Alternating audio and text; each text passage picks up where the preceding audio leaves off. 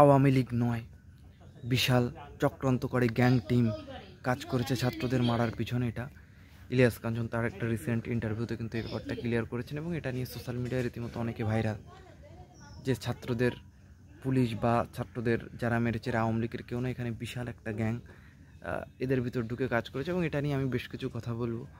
তো ভিডিওটি স্টার্ট করার আগে আপনাদের কাছে ছোট্ট একটা অনুরোধ, আপনারা ফিল্মস পাই চ্যানেলটিতে নতুন হয়ে থাকলে ডেফিনেটলি সাবস্ক্রাইব করবেন, বেল আইকনে ক্লিক, লাইক কমেন্ট শেয়ার জানিয়ে দেবেন আপনাদের মূল্যবান মতামত। তো এখন আপনারা যদি বলেন যে ছাত্রদের এই পিছনে কেউ কাজ করেছে, আপনারা যদি বলেন তাহলে কিন্তু এই ব্যাপারটা কিন্তু একদম অথেন্টিক বা একদম সঠিক কিন্তু না। তো তার কারণটা আমরা যদি বলি যে তার মেইন যে কারণটা, যে এখন দেখেন সিচুয়েশন এরকম যে মানুষ সবসময় কিন্তু সেই ব্যাপারেরই কিন্তু সিস্টেম যেরকম সবাই কিন্তু সিস্টেমের পিছিয়ে মানে সিস্টেমের সাথেই থাকে, সিস্টেমের বিরুদ্ধে গিয়ে কিন্তু কেউ কথা বলে না বা বলবে না।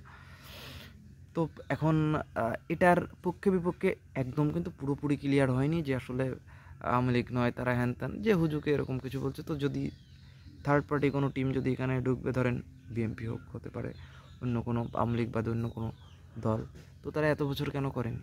তো এখন তারা মানে এখন তারা কেন করবে? কোটা আন্দোলন তারা আগে কেন করেনি? এটা এত বছরে তাদের মাথায় আসেনি, হুট করে তাদের মাথায় চলে এসেছে। আর যদি তারা পরিকল্পনা করেও থাকে, তো হাসিনা লোকজন, আওয়ামী লীগ লোকজন এখন বুঝতে পারছে, তারা তখন কেন বুঝিনি? ভাই লজিকে আসতে হবে, লজিকে কথা বলেন। কিন্তু আমাদের দেশের একটা ব্যাপার হয়ে গেছে যে লোকজন, আমরা আসলে বিচার বিবেচনা না করে স্রোত যেদিকে যায় আমরা সবাই সেদিকে ঝুঁকে পড়ি। আমরা কোনো রকম বিচার নেই, বিশ্লেষণ নেই, কিচ্ছু নেই। এই হাসিনা বিশাল খারাপ হয়ে যাচ্ছে, এই হাসিনা ভালো হয়ে যাচ্ছে, মানে আমি বুঝতে পারছি না যে মানুষের এরকম ডাবল স্ট্যান্ডার্ড কেন আপনারা বহন করেন। আপনারা সাদাকে কেন সাদা বলেন না, আপনারা কালোকে কেন কালো বলেন না? যে কালো কাজ করেছে সে ডেফিনেটলি কালো কাজ, সে কালো। যে সাদা কাজ করেছে সে ডেফিনেটলি সাদা। কিন্তু এই ডিফারেন্সটুকু আপনারা কেন গুলিয়ে ফেলেন? আমি বারবার এই ব্যাপারগুলো আমি বুঝি না। সেটা ইলিয়াস কাঞ্চন তার ইন্টারভিউতে এই ব্যাপারটা ক্লিয়ার করেছে, কিন্তু সে কিন্তু একটা ক্ষোভের জায়গার থেকে বলেছে। আপনি যদি দেখেন যে এখন দেশে যে অরাজকতা হচ্ছে, এতে কি আমরা বুঝে নেব না যে থার্ড পার্টির কেউ ছিল না? তার মানে এই না যে থার্ড পার্টি এসব ঘটিয়েছে, তাই না?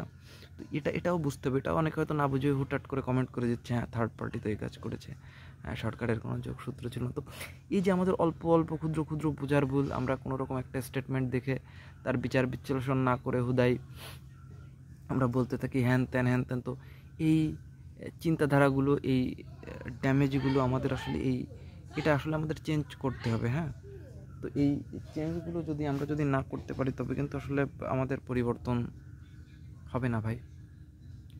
আমাদের পরিবর্তন করতে গেলে ডেফিনেটলি আমাদের অনেক চিন্তাধারা, অনেক প্ল্যান পরিকল্পনার পরিবর্তন করতে হবে। যে আমরা হুটহাট করে কোনো ডিসিশন নেব না, কোনো একটা ডিসিশন নেওয়ার আগে আমাদের 10 বার ভাবতে হবে যেটা এরপরে কী আসছে, তারপরে কী আসছে।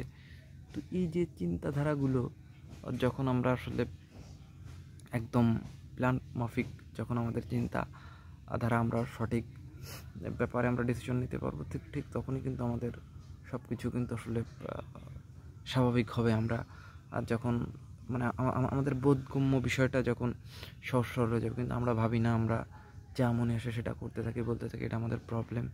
তো যাই হোক, এটা নিয়ে ইলিয়াস কাঞ্চনের স্টেটমেন্ট নিয়ে আমার কিছু ভিডিওতে আমার কিছু বলার ছিল। তো এটা নিয়ে আপনাদের মতামত কি? থার্ড পার্টি নাকি কারা এটা করেছে, এটা জানাবেন। দেখা হচ্ছে নেক্সট কোনো ভিডিওতে। সব ফিল্মস সঙ্গে থাকবেন।